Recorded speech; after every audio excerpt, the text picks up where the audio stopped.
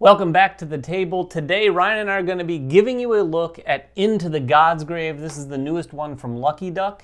And if you're familiar with Lucky Duck, yes, this has app integration. This is going to feel very similar in some respects. If you're familiar with Destinies and some of the other games they've done that incorporate the app, this one changes things up a little bit. There's card play in this one, which is a significant difference to those games, I think, at least in the way this feels. This is largely revolving around cards. And of course, the tiles look quite a bit differently. We're putting out these hex tiles as we explore a scenario. And we just have this one scenario here. It should be said this is a prototype built specifically for content creators. So we've just played through it, unsuccessfully, might I add. But you were here to talk about it. Yeah, like David said, this is a bit different from those games that came before it in that you're going to have a focus on almost dungeon crawling and exploration with this game. It does still have the narrative that you'd expect, from a Lucky Duck game. Yeah. But I would say it's a little less on the narrative and a little more on the gameplay in this one, as far as actually using this deck that's built custom for your character and being able to manage your hand of cards over the course of this particular scenario. There's a lot more direct combat. There's a lot more, rolling dice for fighting and things like that. Of course, this still does have a lot of, RPG elements like you'd expect, skill test and HP. And while there's not really leveling up, there are abilities to improve your character, or at least to improve your deck and things like that as you play. Yeah, and the setting is what you might expect. It's sort of this fantasy setting. I think the backstory is that takes place, maybe eons or long past the old gods, if you will. Yeah. And there's these new gods.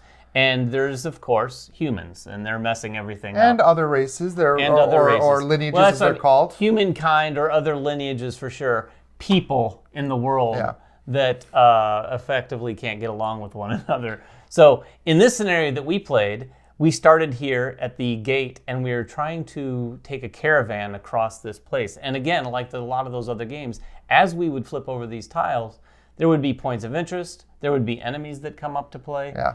And we're basically trying to clear the path for this caravan in this scenario. And in this particular scenario. Yeah. And it also should be noted that when you're setting up a scenario, we were given pretty strict instructions just because this was just a demo of how exactly to set this up. But there are not characters to choose from necessarily like there were in some of their past games. This does lean into that RPG element of you being able to create your own character. You've got these different portrait cards that represent different characters. You've got different lineage cards that represent the different lineages, and unique class cards as well that are going to give you a class ability and a specific class deck.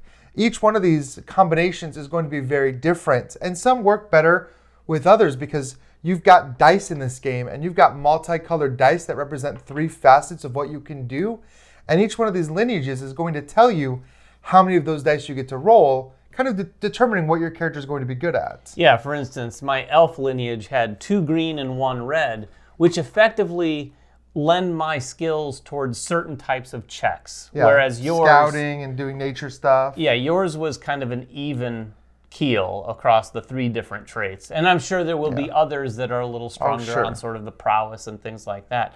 But yeah, it does give you, again, not in our demo, but I think likely in the full game, more of some variable setup there because there are so many cards and components that make up these different aspects. You're also going to have, like Ryan said, a deck of cards, and this is going to be specific at the beginning of the game, but there is, hinted at in the rules that we have, some deck building, if you will, and particularly between scenarios, you're going to have access to gaining more cards and putting together a deck for each scenario. You might look at a scenario and go, oh, maybe I'll want this in here, that in here.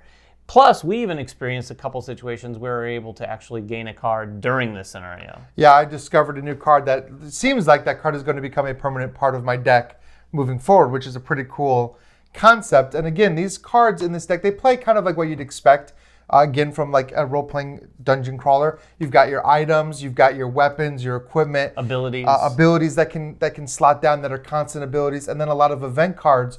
But what's neat, too, is that all of these cards also correspond to those dice, allowing you to kind of discard your cards to add more dice to particular tests. And those tests could be fighting. It could be pushing a caravan out of the mud. It could be dealing with folk to get them on your side. Like, there's a lot of different types of checks you can make. And so you're going to want to discard your cards a lot to improve your success, but it is hand management. You only get a certain number of cards back every round. Yeah, and what's really cool about what you get back every round is one of the things I really want to spend some time on. That's the planning phase. Every round or every session that you play, you're going to be structured around these rounds. And at the beginning of each round, there's a planning phase where you go through this deck of planning cards as a group. It is a cooperative game, of course.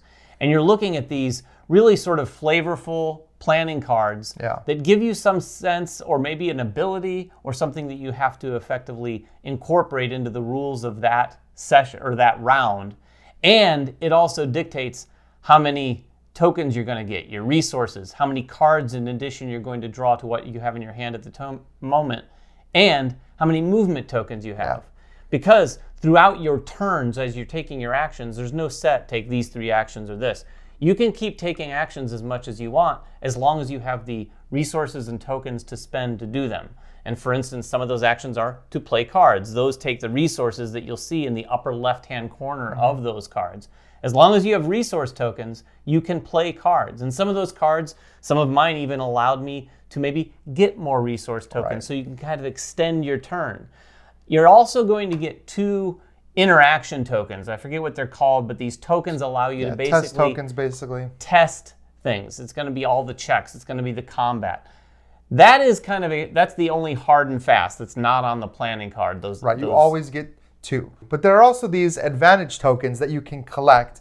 And you get advantage tokens in a wide variety of ways. You can get them from scouting new tiles. You can get them from beating people in combat. You can get them from doing well on some of your skill tests or different interactions with people. The game will just tell you to collect these, and you can turn 2 of these in for additional tests or additional actions.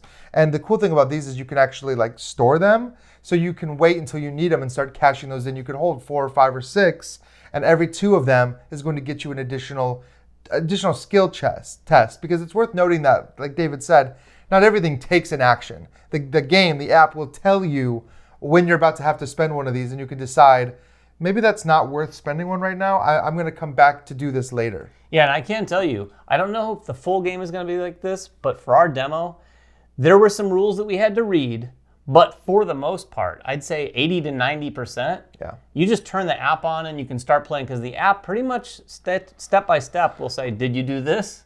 Like, did you remove that token? Yeah, and you say yes, yes.